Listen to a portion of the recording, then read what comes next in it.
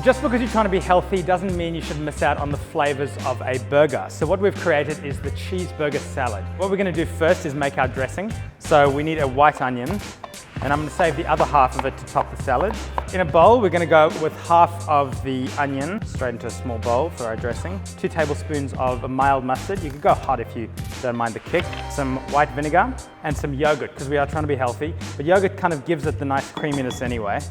So a bit of salt and of course some pepper, and then just give that a stir. So next we're going to get onto our mince mixture. So we've got 250 grams of lean mince. So we've got our mince straight in there. And so we're going to cook this mince for about 3 to 4 minutes until it's lost all that raw color, and then we're going to hit it with some flavor. So we've got rid of that rawness of the mince now, so we can add all of our flavor. I'm going to go in with some ground chipotle. You could use some smoked paprika as well. And then just 2 tablespoons of tomato paste and 1 clove of garlic. And just kind of finely grate that straight into your pan as well.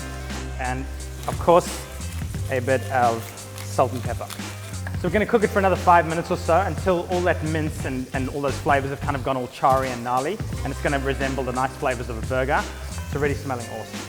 We're going to take that off the heat. Next, I'm going to get into prepping some of our veggies.